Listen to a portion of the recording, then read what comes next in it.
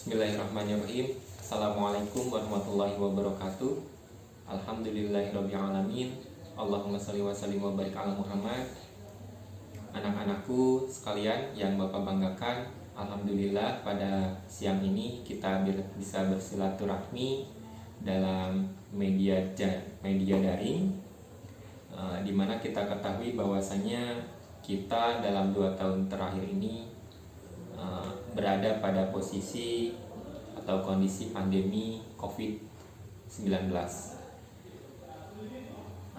Meskipun demikian, kita harus tetap semangat, optimis dalam mencari ilmu, dan nanti kondisi sekolah ke depan insya Allah masih dalam keadaan kondisi sekolah daring untuk beberapa bulan ke depan. Tadi seperti Bapak bilang, kita tetap semangat, kita tetap optimis dalam mencari ilmu. Jangan jangan mengeluh, jangan patah semangat. Kita harus tetap berjuang dalam mencari ilmu. Anak-anakku sekalian yang Bapak banggakan, sebagai siswa di SMK itu kita dituntut memiliki 3 karakter atau 3 komponen yang nanti akan menjadi bekal kalian setelah lulus dari sekolah kita. Yang pertama, attitude, dalam hal ini soft skill, kita istilahkan soft skill. Yang kedua, knowledge atau pengetahuan, dan yang ketiga adalah skill atau keterampilan. Nah, ketiga komponen ini harus kalian kuasai, pahami, kemudian terapkan pada kondisi kalian sehari-hari, pada kehidupan kalian sehari-hari. Nah, yang akan kita bahas lebih mendalam yaitu perihal attitude atau soft skill ya.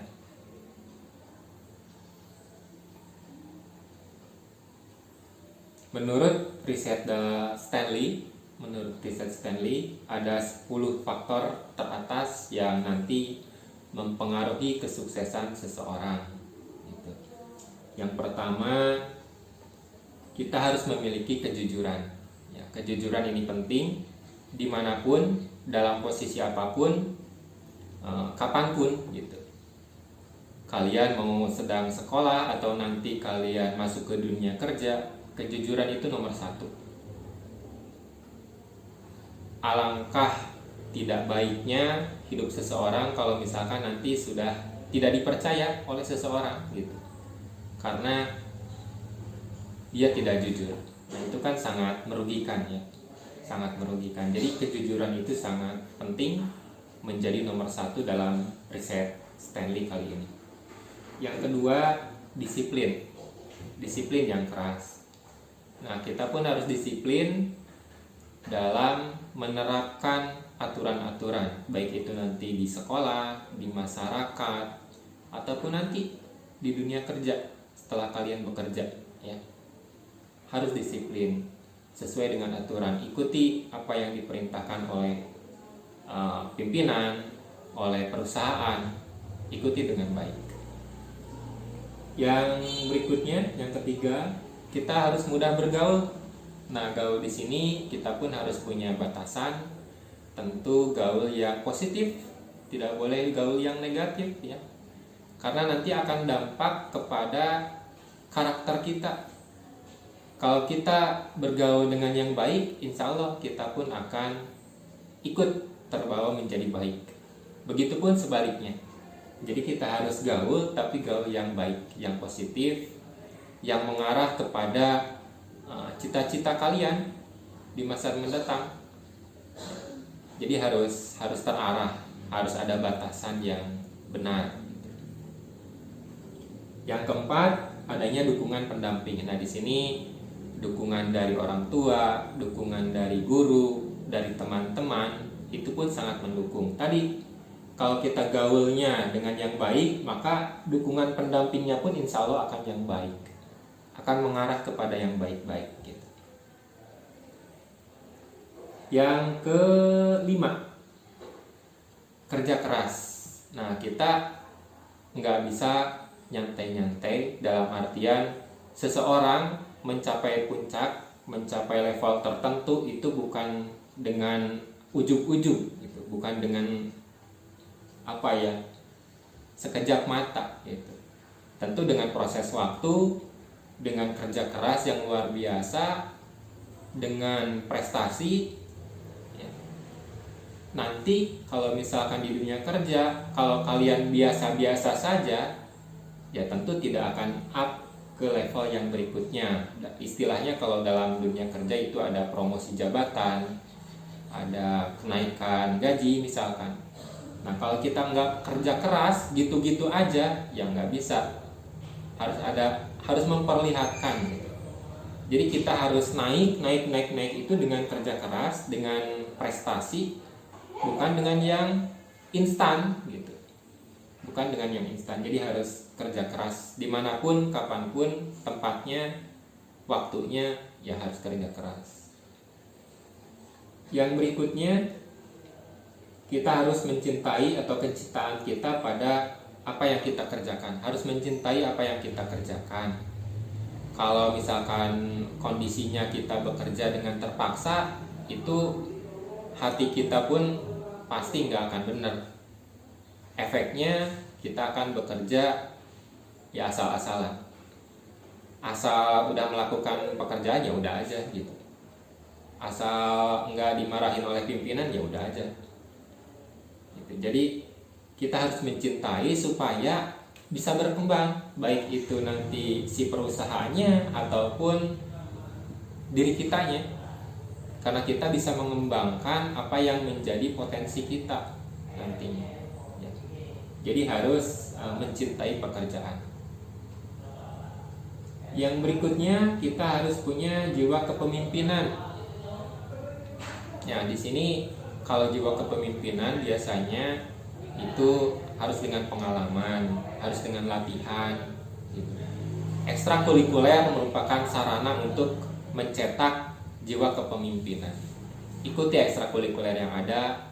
Insya Allah di kami di SMK Muhammadiyah Kawali ada ekstrakurikuler kepramukaan, ada BSR, kemudian ada pecinta alamnya tadi BSR, kemudian Paskibra, ada juga PMR. Nah, itu contoh-contoh kita untuk belajar dalam kepemimpinan. Tidak harus menjadi ketua ya. Jadi nanti memimpin diri sendiri pun, memanage diri sendiri pun itu sudah belajar bagaimana cara untuk memimpin. Ya minimal untuk diri sendirilah. Itu nanti level-levelnya kan bisa dilatih. Syukur-syukur kalau di ekstrakurikuler tersebut dipercaya menjadi ketua lah, sekretaris lah atau apa ya. Jadi jiwa kepemimpinan memang harus dilatih, tidak ujug-ujug. Dan juga kadang-kadang jiwa kepemimpinan memang sudah ada dari sananya gitu. Ada sejak lahir memang udah berjiwa kepemimpinan, berjiwa satria gitu. Dan itu jarang. Kebanyakan dilatih, dibiasakan, pengalaman dan lain sebagainya gitu. Yang berikutnya, kita harus mempunyai kepribadian yang kompetitif. Nah, tadi kita kerja keras, kita pun nanti akan berkompetitif dengan yang lain. Kalau misalkan kita kerjanya standar-standar, ya gimana? Orang lain sudah mengupgrade dirinya, kita biasa-biasa saja, tidak kompetitif, ya begitu, di bawah terus gitu. Karena kita harus berkarir ya, nggak bisa diam stuck di satu posisi. Karena kalau misalkan kita atau passionnya kita itu di sana, yang nggak bisa gitu-gitu aja. Harus ada up gitu. Yang tadinya misalkan di bengkel itu di level bawah, ya beberapa tahun kemudian harus naik. Harus ada target gitu ya. Makanya harus mengupgrade diri supaya bisa berkompetisi dengan yang lain. minimal dengan teman sepekerjaan.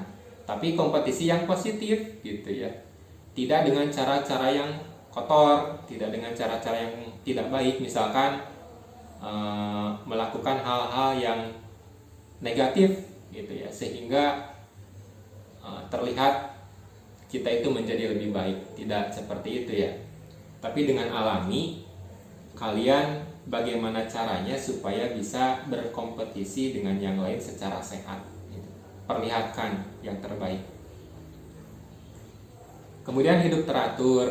Nah, di sini ya tadi kita punya manajemen waktu, kita punya manajemen makan, kita punya manajemen tidur. Nah, itu diatur sedemikian rupa sehingga kita hidup teratur. Dampaknya kan kalau misalkan tidur tidak teratur nanti sakit, makan tidak teratur sakit, kerja nggak teratur pun kan nggak baik gitu ya. Tidak sesuai jadwal itu kan tidak baik ya. Dan yang terakhir adalah kemampuan untuk menjual ide. Nah, jadi nanti kalian harus mampu memiliki atau mengeluarkan idenya. Kalau saat bekerja kamu nanti bisa mempromosikan atau mengajukan proposal, Pak, nih ide saya seperti ini gitu kepada pimpinan kalian misalkan. Harus punya ide yang baik, ide yang positif untuk kemajuan lembaga tersebut, kemajuan perusahaan tersebut. Idenya apa? Jadi yang visioner gitu, yang lain daripada yang lain. Nah, itu kalian harus melatihnya, harus banyak baca juga untuk melatih itu. Idenya itu yang alami, yang tidak menduplikat, tapi betul-betul natural dan original gitu, dari kalian. Nah, itu perlu latihan juga. Nah, itu 10 hasil riset dari Stanley yang merupakan faktor-faktor yang mempengaruhi kesuksesan seseorang. Nah, di sini Bapak mudah-mudahan berdoa kalian setelah lulus dari SMK Muhammadiyah Kawali ini memiliki tadi 10 faktor-faktor tersebut. Ya, mudah-mudahan dengan bimbingan dari Bapak Ibu guru di sini kalian bisa memilikinya. Kemudian yang terakhir Bapak ucapkan terima kasih. Selamat datang di SMK Muhammadiyah Kawali. Mudah-mudahan ilmu kalian nanti barokah untuk kalian menatap masa depan setelah lulus dari SMK Muhammadiyah Kawali ini. Salam untuk keluarga di rumah. Demikian, nasrun minallah wa fathun qarib wa basyiril mu'minin. Wassalamualaikum warahmatullahi wabarakatuh.